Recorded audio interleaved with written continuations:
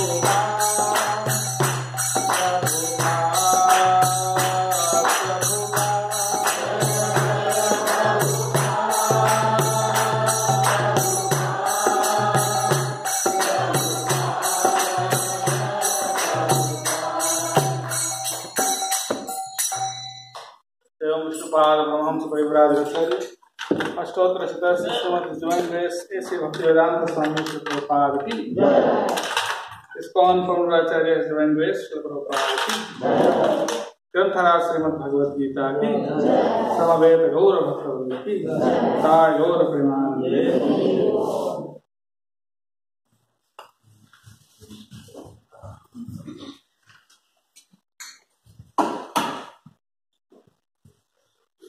Hare Krishna. Hare Krishna. So welcome to everyone. A warm hearty welcome on this Sunday evening. We are going to discuss today from this verse which you see on the screen from Srimad Bhagavad Gita. And we may also do the verse after that, verse number 441. This is 240. And if time permits, we may also do 241. Okay, so please repeat after me. Om Namo Bhagavate Vasudevaya. Om Namo Bhagavate Vasudevaya. Om Namo Bhagavate Vasudevaya. Om Namo Bhagavate Vasudevaya. Om Namo Bhagavate Vasudevaya. Om Namo Bhagavate Vasudevaya. Please repeat.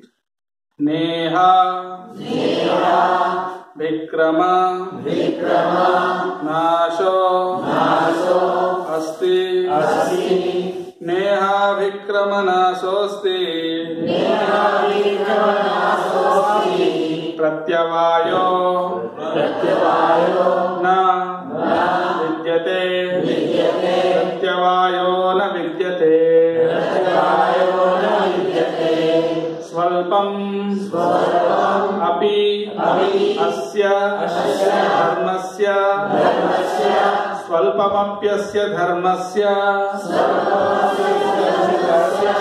Rayate, Mahato, Bhaya, Rayate Mahato Bhaya,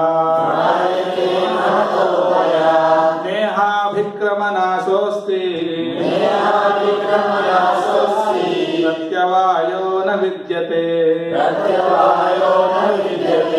Svalpamapyasya Dharmasya, Rayate Mahato Bhaya, Neha Vikrama Nasosti, Pratyavayo na Vidyate, Svalpamapyasya Dharmasya, Rayate Mahato Bhaya, Neha Vikrama Asti, Pratyavayo na Vidyate, Svalpam apyasya dharmasya, Rayate Mahato Bhaya, Neha Brikramanasosti, Pratyavayo na Vidyate, Svalpamapyasya Dharmasya, Rayate Mahato भयात् त्रायते महतो भयात् निहाति भ्रमकमनाथोऽस्ति निराविकरणासोऽस्ति प्रत्यवायो न विद्यते प्रत्यवायो न विद्यते स्वल्पमपि यस्य धर्मस्य स्वल्पमप्यस्य धर्मस्य त्रायते महतो भयात् त्रायते महतो भयात्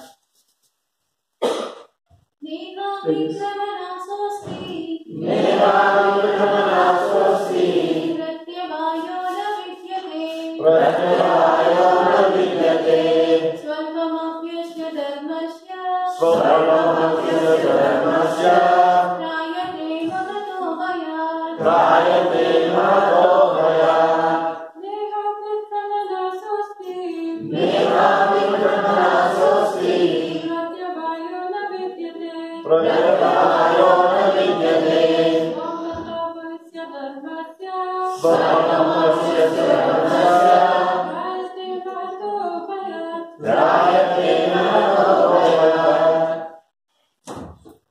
नेहाविकरणासोऽस्ति निराविकरणासोऽस्ति प्रत्यवायो न विद्यते प्रत्यवायो न विद्यते स्वल्पमपि यस्य धर्मस्य स्वल्पमप्यस्य धर्मस्य त्रायते महतो भयात् त्रायते महतो भयात् Hare Krishna. Please repeat the translation. We go for the translation directly. In this endeavor, there is no loss is no loss or diminution, or diminution, and a little advancement and a little advancement on this path on this path can protect one can protect one from the most dangerous type of fear. from the most dangerous type of fear. Purport by His Divine Grace, A.C. Bhaktivedanta Swami Srila Prabhupada. Activity in Krishna consciousness or acting for the benefit of Krishna without expectation of sense gratification is the highest transcendental quality of work. Even a small beginning of such activity finds no impediment, nor can that small beginning be lost at any stage. Any work begun on the material plane has to be completed. Otherwise, the whole attempt becomes a failure. But any work begun in Krishna consciousness has a permanent effect, even though not finished. The performer of such work is therefore not at loss, even if his work in Krishna consciousness is incomplete. 1% done in Krishna consciousness bears permanent results, so that the next beginning is from the point of 2%. Whereas in material activity without 100% success, there is no profit. Ajamila performed his duty in Krishna in some percentage of Krishna consciousness, but the result he enjoyed at the end was 100% by the grace of the Lord. There is a nice verse in this connection in Srimad Bhagavatam, first canto, chapter 5, text number 17. Yakva swadharmam charanambujam hare bhajan napakko dhapate tato yadi yatrakva va bhadrama ko vartha apto bhajatam swadharmatah. If someone gives up his occupational duties and works in Krishna consciousness and then falls down on account of not completing his work, what loss is there on his part? And what can one gain if one performs his material activities perfectly? Or, as the Christians say, what profiteth a man if he gain the whole world yet suffer the loss of his eternal soul? Material activities and their results end with the body. But work in Krishna consciousness carries a person again to Krishna consciousness even after the loss of the body. At least one is sure to have a chance in the next life of being born again as a human being, either in the family of a great cultured Brahmana or in a rich aristocratic family, that will give one a further chance for elevation. That is the unique quality of work done in Krishna consciousness. Hare Krishna. Om Ajnanatimidandhasya Jnananjanashalakaya Chakshurunmilitam Yena Tasmai Shri Gurave Namaha.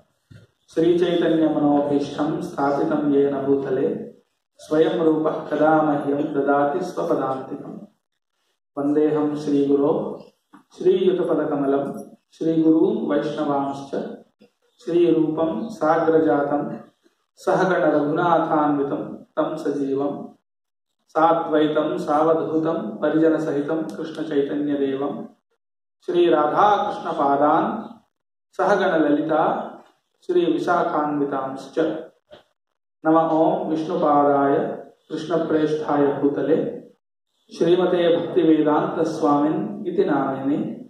Namaste Saraswate Deve Gauravani Pracharine Nirvishesha Shunyavadi Paschatya Desha Tarihi. Jaya Shri Krishna Chaitanya Prabhu Nityananda Shri Advaita Gadadhara Shrivasadi Gaura Bhaktavanda. Hare Krishna Krishna Krishna Hare Hare Hare Rama Rama Rama Hare Hare. Hare Krishna. This verse is a very one of the most important verses of Srimad Bhagavad Gita. What is significant here is Krishna is canvassing. Krishna is basically canvassing the process of devotional service in this verse. He is telling us what is the unique benefit of practicing this process of bhakti or the process of Krishna consciousness or spiritual life in general. When you look for a job, when someone looks for a job, he kind of sees what are the benefits of taking a particular job over something else. And a company also canvasses like these are the benefits which we offer to our employees, and you work for us, and this is what you get. So here, similar likewise here in Bhagavad Gita, Krishna is telling us what are the benefits of serving Him, as opposed to serving our senses or serving the people of this material world. There's a beautiful song by Srila Bhaktivinoda Thakur where he sings. Was that? Vifalya sevinu kripana durjana chapala sukhala. He says that I have uselessly served wicked and miserly people for just a small a small bit of flickering happiness. Right? So we are basically, everyone in this material world, we are serving somebody. Right? Either we are serving our family, or we are serving our employer, or we are serving, ultimately we are all serving our senses. We are trying to satisfy our senses by eating good food, by trying to enjoy ourselves in this world. We are basically trying to serve our senses. So here, whereas whatever we do in this material world is ultimately for our own sense gratification, but whereas activity in Krishna consciousness is altogether different. How is it different? That's what Krishna is saying. In this endeavor, there is no loss or diminution. Right? Na iha abhikrama nasho asti. There is no loss. Imagine you had a bank account in which you deposit money, and even if you withdraw the money from the bank, you still have the deposit intact. You still have the balance intact. Have you heard of any such bank in this world? I don't think so, right? You put $1,000 and you withdraw $1,000, it's gone, correct? But here Krishna is saying that you deposit something with me, and even if you withdraw it, it's not gone. It's still there. There's no loss. right? And no diminution. Pratyavayo anavidyate. That means it doesn't go down. Anything in this world goes down, correct? You have a building and you leave it for several decades. What happens? Its value goes down, right? You have to, it's not the same value. Either if it's a car or anything in this world, with time its value goes down, correct? It's called depreciation. Things depreciate. Whereas in Krishna consciousness, it's not like that. Whatever service, whatever devotional service, whatever spiritual progress one has made is forever there in his account, spiritual account. Now with Krishna, there's no diminution. That's what this means. And he's saying that even a little advancement, it's not like you have to do a lot to, unless you complete it, as Prabhupada explained in the purport. But unless you complete it 100%, there's no result. It's not like that. Just like NASA and other similar space programs, they actually launch these shuttles in space. I was recently reading an article where it was saying that how Russia also, there was a space race going between America and Russia, like in the Cold War period. They were trying to send, rockets to the space, and the first man in space, and finally man on the moon, and so on. So in this race, they were sending a lot of these rockets into space, and Russia was failing. Right? And one instance, there was this huge rocket. It was like the final attempt that Russia made before America actually sent man on the moon. So the America announced that we're going to send the man on the moon. So Russia thought, no, we have to do something to match them, and they had this huge rocket, manned. They wanted to send it to space first, and just because of one small screw that wasn't tight enough, one screw, as soon as the rocket took off, it just burst into flames, and even the astronauts who were in the thing, they all died, they all burned to death. Right? Just because of one small screw was not fixed properly, despite all that endeavor. So that's material life. You do everything, but you make a small mistake, you lose it. You lose it all. Right? But whereas on the other hand, in Krishna consciousness, Krishna says that even if it's not 100% complete, you still have that in your spiritual credit, right? To understand what that means, I can give you an illustration. A person, for example, most of us have gone to college, and we have studied a lot in college, right? But how much of that do we really remember or even use today? Right? We forget it all. Even in this life, we studied, just maybe a few years ago or a few decades ago, whatever we studied, we don't remember it. So it's all gone. We've studied it, but if we want to use it, we have to study again. Now, what to speak of your next life? Even if you're a PhD in this life, when you die and take birth again, you cannot use all that. I mean, that knowledge is gone. You have to start from scratch. You have to, it's all gone. It's all zero. Right? But whereas Krishna consciousness, whereas spiritual advancement, it goes with you, life after life. That's the meaning of this verse. And Prabhupada used the example of Ajamil. And there's another beautiful example, a story in Srimad Bhagavatam, which is very instructive in this regard. It's the story of a king. His name is Bharat. He was the son of another great king who was also an incarnation of God. His name is Rishabhadev. Rishabhadev, he had 100 sons, the eldest of whom was Bharat. And Rishabhadev, as it was the custom in those days, when kings, wanted to retire, they handed over their kingdom to the heir apparent, and then they would leave the kingdom and they would go to the forest to practice meditation and spiritual activities. So Rishabhadev left, and Bharat became the king, and Bharat also ruled the kingdom for a long time. And when it was time, Bharat Maharaj also, following the precedent of his father, he left the kingdom and he went into the forest alone. Imagine someone is the emperor of the whole world. At that time, the whole world was ruled by a single ruler. And that was millions of years ago. So he left the kingdom, he went to the forest all alone, and he just had a small cottage where he would practice spiritual activities. And he would, engage himself in meditation and spiritual activities throughout the day.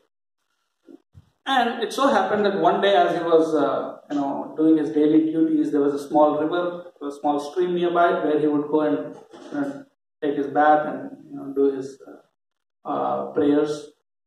So as he went there, he saw there was a deer which was also drinking water from the stream. Now this deer was pregnant, and as the deer was drinking water from the stream, there was a sound that was the roar of a lion. A lion was roaring nearby, and deer, as they are very timid, and as soon as this deer heard the roaring sound of this lion, the deer was was afraid, and she ran to escape from the lion. And in that endeavor, as she was running, she delivered the baby in her womb. So the baby deer was just born, and then the deer actually, as it was running to cross the river, the deer crossed the river. Before it crossed the river, it delivered the baby, then it crossed the river, and as it crossed, the deer, due to fatigue and fear and the pain of childbirth, everything together was too much for the deer, and she collapsed dead on the other bank. Now Bharat Maharaj sees this baby deer was just born, and there was this lion who was chasing. So he took pity on this deer, and he thought, there's no one to protect her, so let me take care of this. So he took the deer to his home, to his cottage in the forest.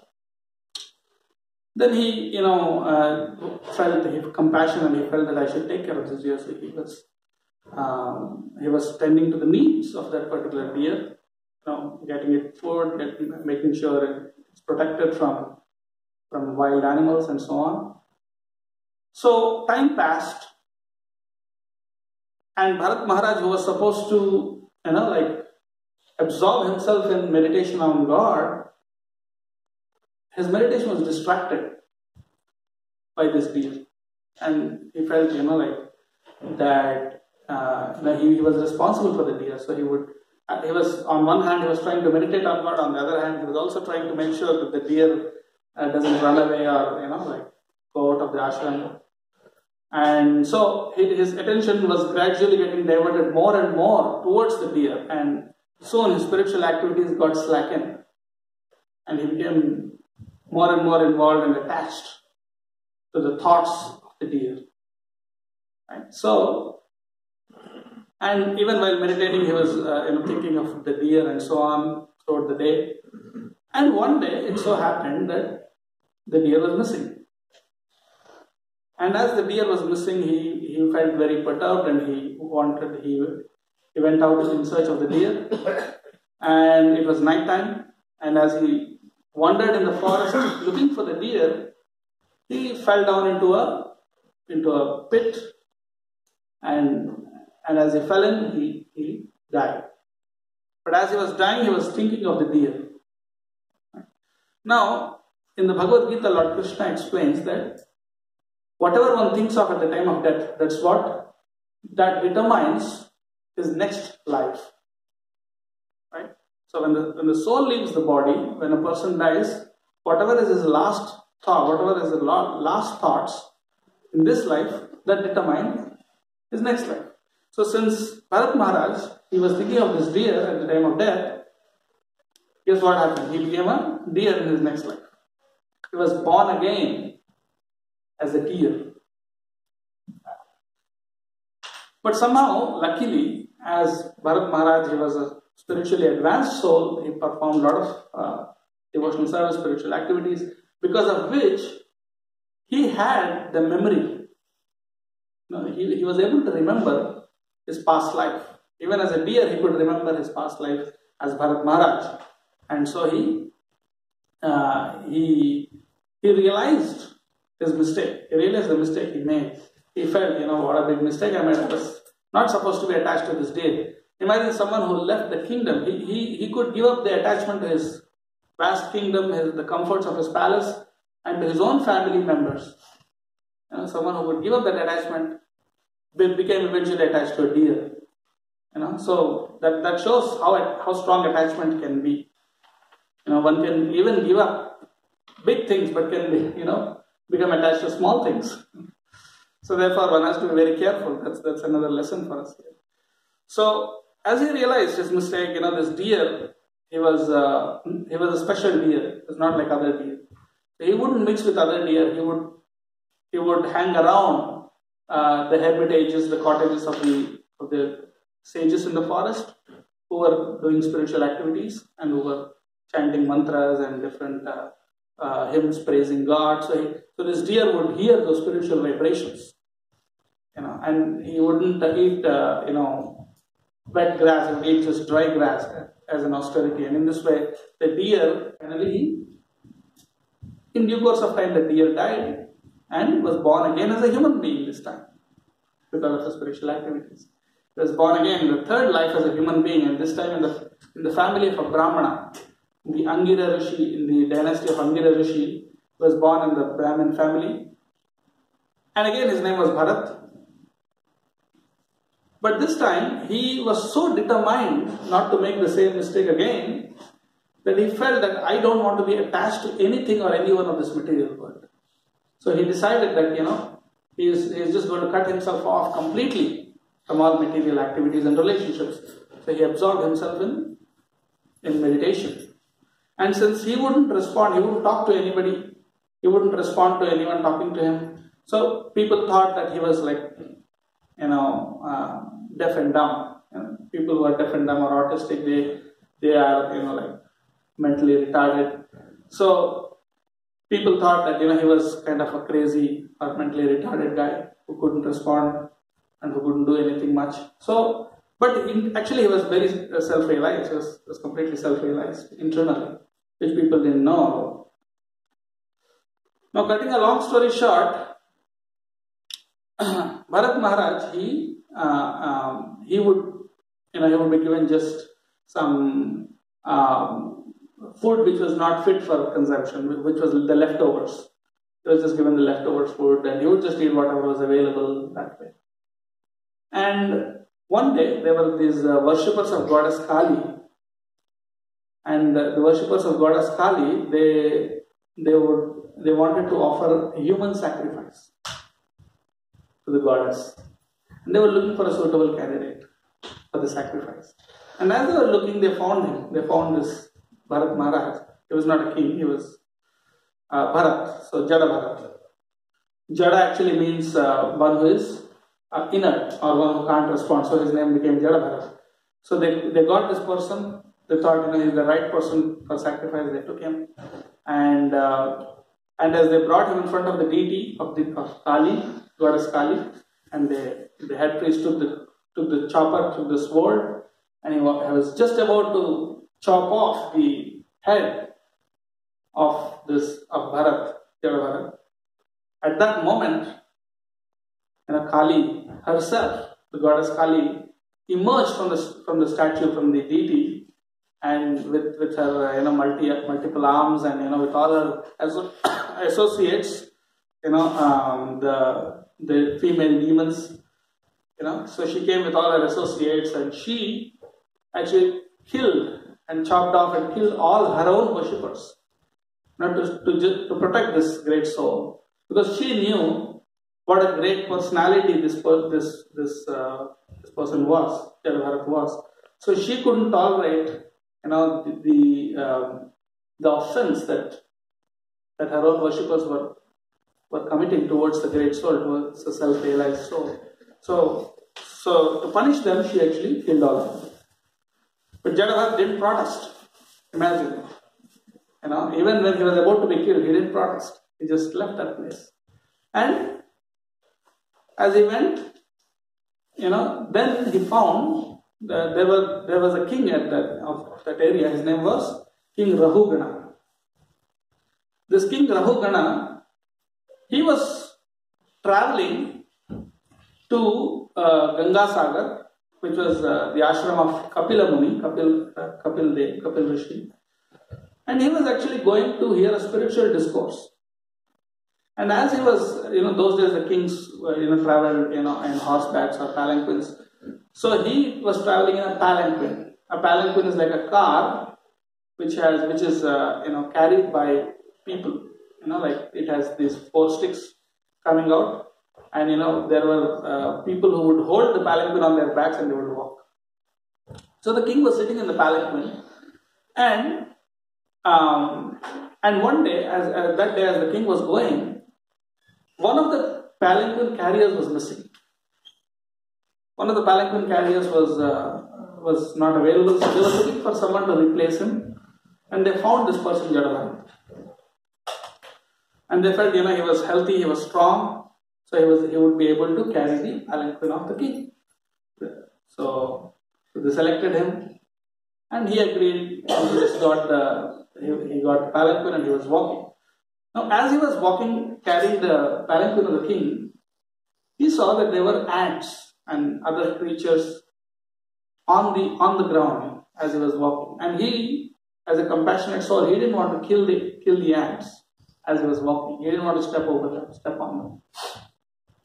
So he was walking in a way to try not to kill those ants.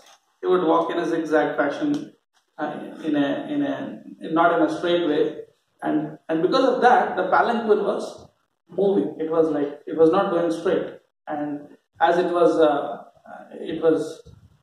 moving this way, that way, the king who was sitting inside felt uncomfortable. He felt that he felt inconvenienced, and he gets down the palanquin, and he gets mad at the palanquin carriers, saying, what are you doing? Why aren't you walking straight? And they say, it's not our fault, it's this guy, this new guy, who isn't walking straight. So then he gets mad at this person and says, do you know who I am? And do you know who you are?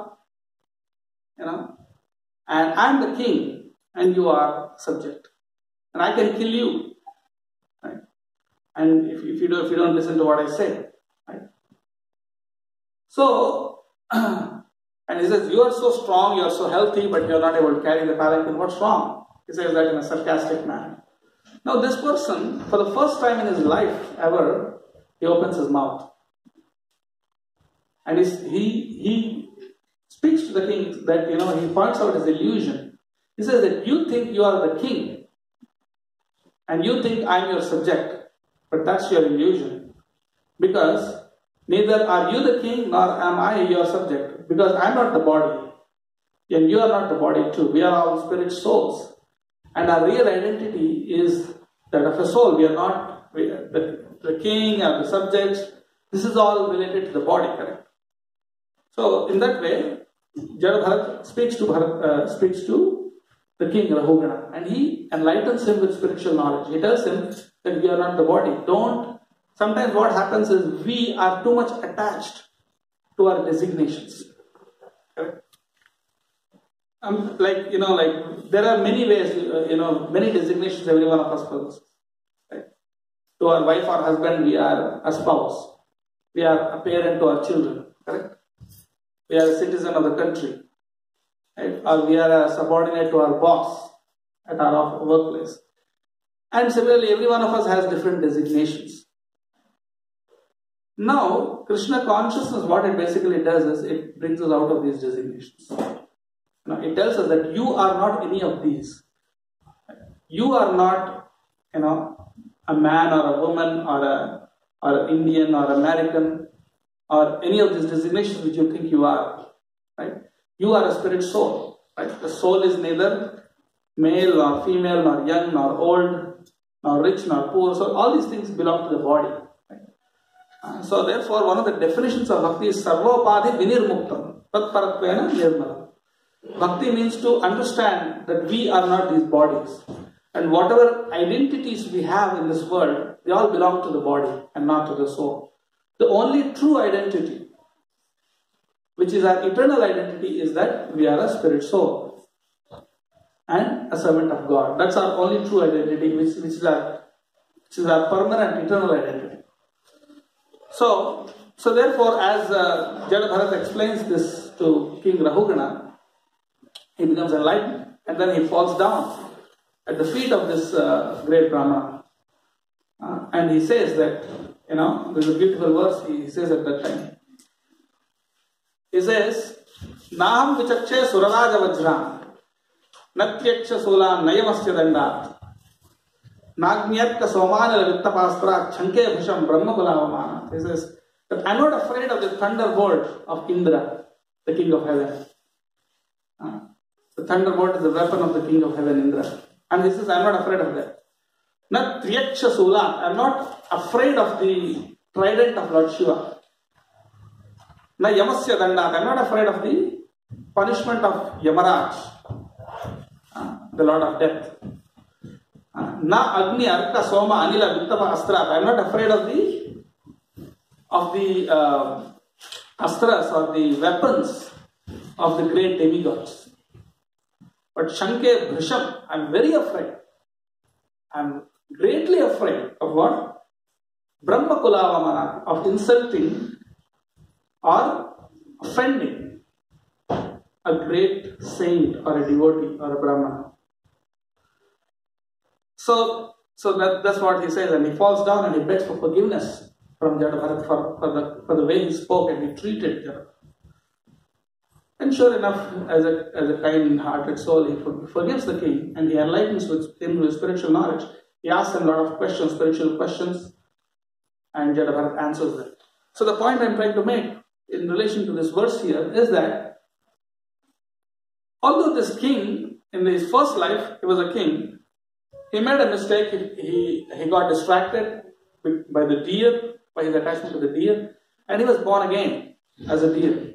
However, whatever spiritual advancement he made in his first life continued, and he was able to remember, he was able to continue from wherever he left.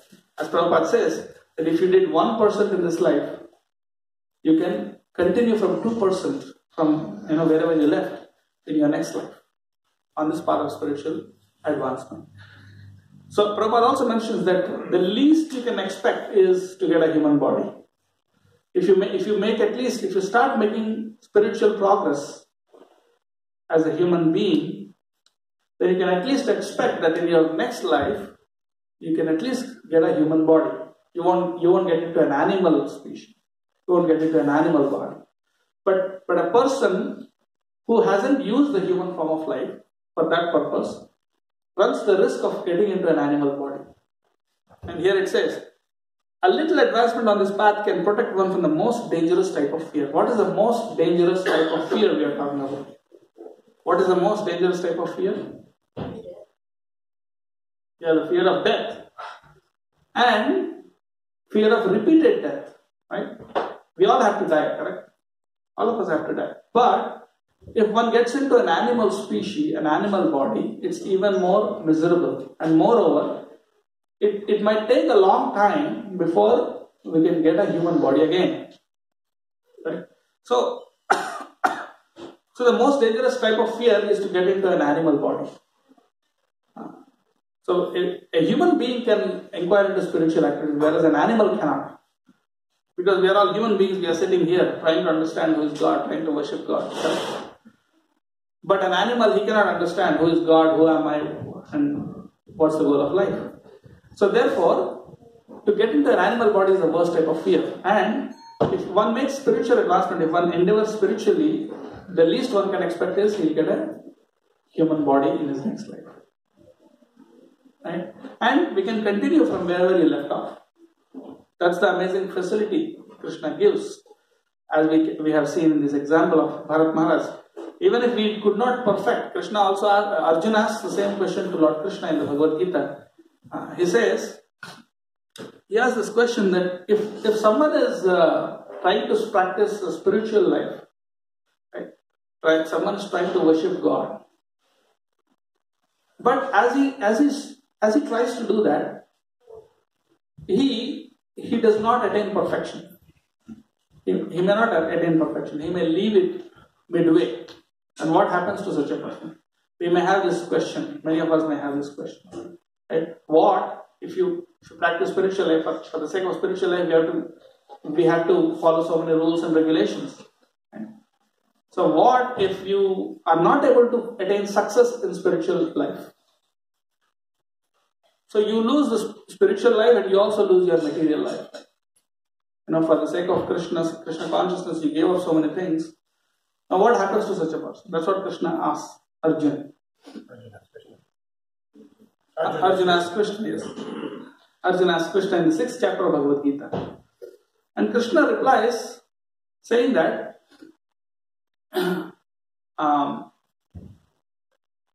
he says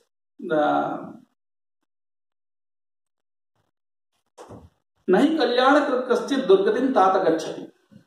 He says that one who practices spiritual life, one who does good, is never overcome by evil. Which means, if you practice spiritual life, there is no loss. As Krishna says again in this verse.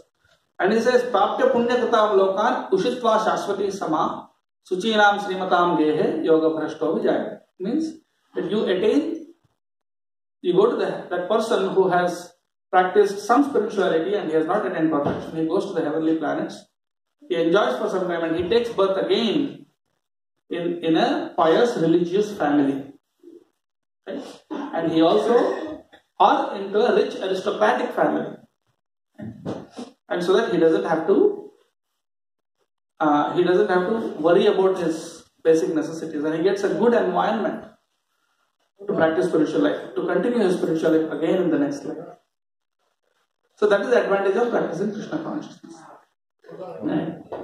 So Prabhupada explains that there are two things, Shreya and Prayas. Shreyas actually means the long-term benefit, and Prayas means short-term benefit. So Krishna consciousness uses the long-term benefit, not just that which ends with this life. Right? Whatever material things we may earn, it all ends with this life, correct? Even if one is a multi-millionaire, when one dies, he cannot take one of those dollars with him. He has to leave everything, right? But whereas in Krishna consciousness, whatever advancement, in spiritual life, whatever advancement you make, it goes with you permanently. Right? So an intelligent person, therefore, has to practice Krishna consciousness. And that saves one from the most dangerous type of fear. Even a little advancement. It's not that you have to really reach perfection, but even if you make some advancement, that can at least guarantee us a human life, human body in our next life. So therefore, this is the advantage. This is a unique advantage of Krishna consciousness. And Srila Prabhupada gives his own story as an example. He said, I was born in a Vaishnava family. Srila Prabhupada, from his childhood, he was practicing Krishna consciousness because he was born in a Vaishnava family, in a religious family. So he said, I was gifted from my birth. I got this gift of Krishna consciousness. So if we practice Krishna consciousness in this life, even if we may not achieve perfection in this life, at least we make some advancement. It is still to our credit. We can continue wherever we left off in our next life. Now, having said that, Srila Prabhupada also says that, he gave us a very simple and easy process by practicing which, even in one life, we can attain perfection. Right? It's not that you have to take birth again.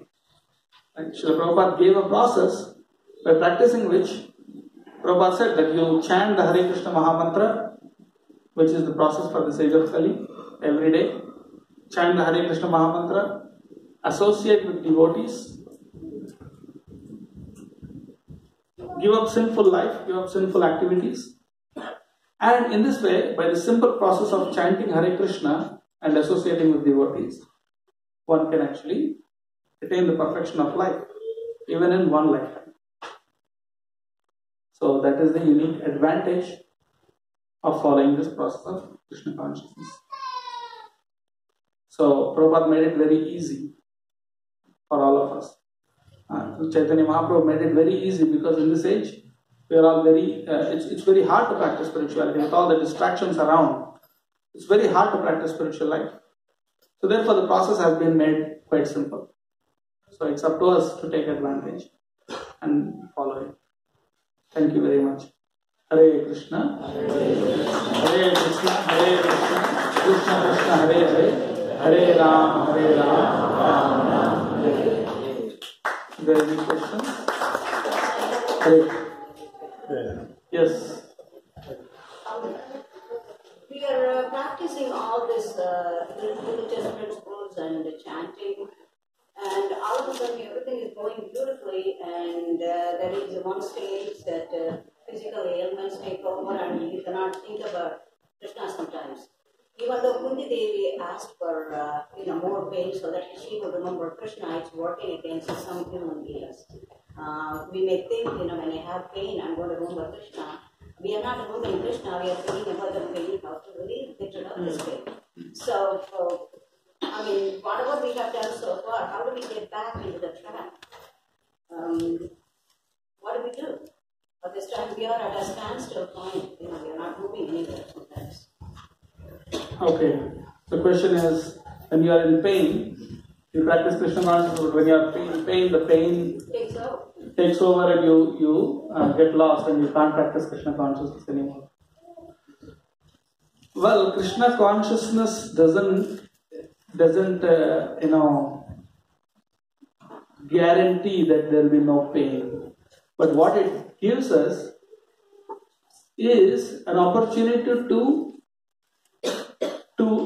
put your consciousness elsewhere. It's like anesthesia. Just like when a person is in extreme pain, what the doctors do is they give him anesthesia, which means which numbs the pain. Or when someone is in surgery, when a surgeon is operating on a patient, what they do is they put anesthesia, right?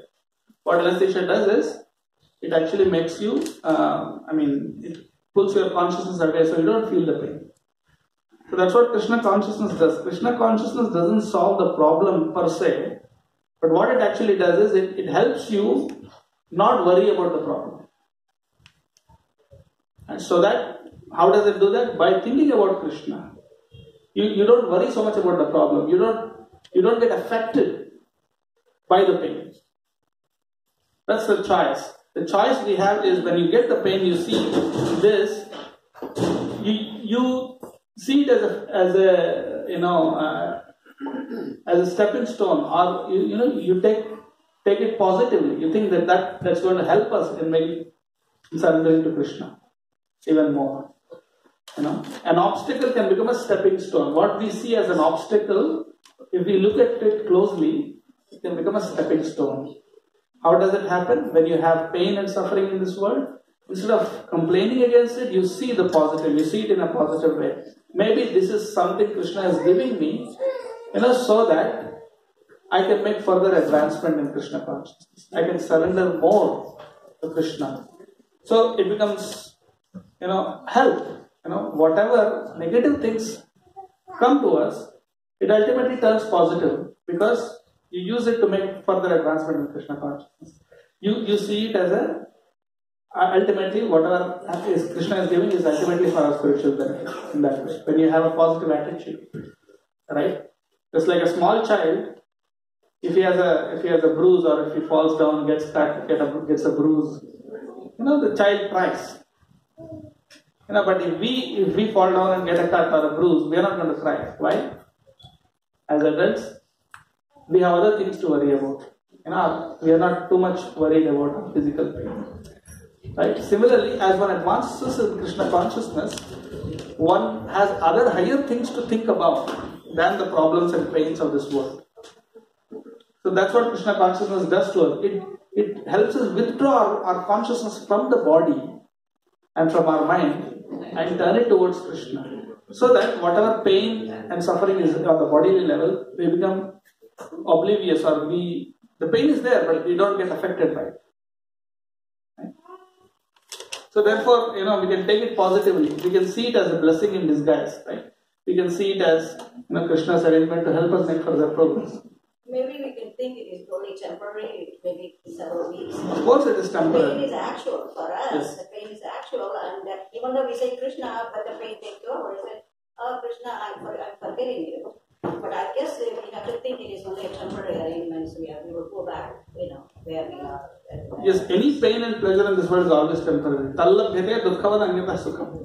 Just as pain comes without asking for it, pleasure also comes without asking for it, or in its own due course of time. So nothing in this world, either pain or pleasure, is permanent. Right? The only permanent thing is your relationship with Krishna. Right? So we don't worry about the temporary pains and pleasures. Whether it is pain or pleasure, either case, we can take it as Krishna's mercy to help us make further spiritual advancement. That is the attitude of a devotee. That's what makes you advance in any condition of life. Thank you so much. Hare Krishna. I'd like to take this opportunity to thank all of you. I'm leaving this temple this week, and I'm going elsewhere. So I'd like to take this opportunity to thank everyone for giving me this opportunity to be with all of you, to serve all of you so nicely for whatever periods I have been able to serve here.